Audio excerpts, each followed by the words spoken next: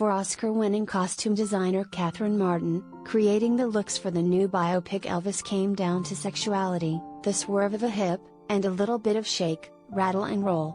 She says of working with director Baz Luhrmann, her husband and longtime collaborator, Baz wanted to make sure contemporary audiences could connect to the rebel nature of Elvis Presley, played by Austin Butler, and both his innate sexuality and the sexuality of his movement connected with his body underneath his clothes. We needed to be sensitive to both the historical veracity and the meaning for the clothes that Elvis wore.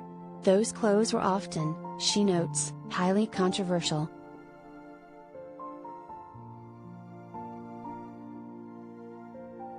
The Warner Brothers film, due out June 24, is a tale of 3 decades in the king of rock and roll's life, beginning with him as a maverick crooner of the 1950s who leaves Memphis for a 2-year stint in the Army. Then the film explores his life as a film star in 1960s Hollywood. In his final decade, the 1970s, the singer is a larger-than-life Vegas performer clad in an iconic jumpsuit and cape.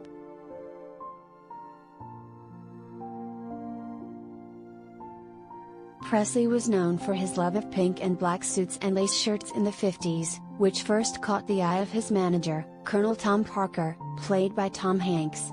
Those suits were crafted for singing, sitting and gyrating to the music. We worked on a lot of different ways to structure the jackets to allow fluidity and the sexuality to come through, says Martin, who is also a producer on the film. The clothes needed to exaggerate the wiggle. There was a lot of R&D involved.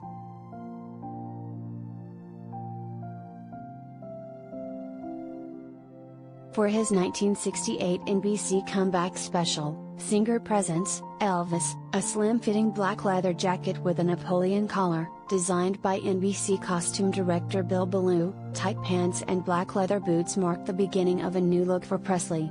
And in a case of God is in the details, the NBC logo peacock appears about 30 times in the special since Presley considered it a good look charm.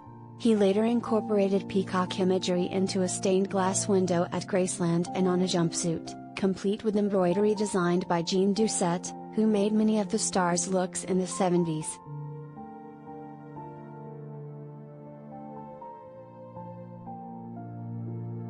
Martin designed more than 90 costumes for Elvis from scratch in Australia, also working with Prada on a purple-red suit for the King and collaborating with Indiana's B&K Enterprises, which made many of the original Vegas jumpsuits that defined Presley's final decade. The company still does custom work for clients. His capes were diabolically heavy with jewels and required physical stamina just to keep on, says Martin. One of his tricks to keep in shape for the stage was to rehearse with ankle and wrist weights. One cape, decorated with bald eagles, was floor-length, she adds, and he wore it for the shortest amount of time. If he had thrown it in the audience, it would have killed someone.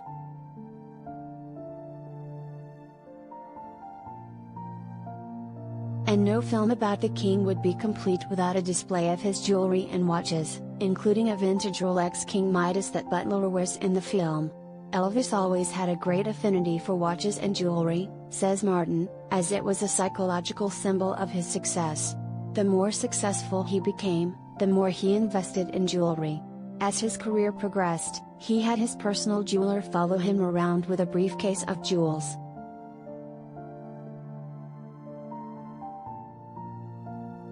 Martin notes that besides being the consummate performer, Elvis was an extraordinary stylist, and he didn't have anyone helping him.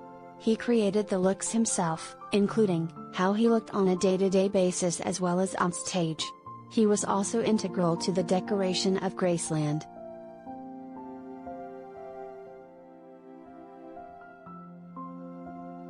This story first appeared in the June 22 issue of The Hollywood Reporter magazine. Click here to subscribe.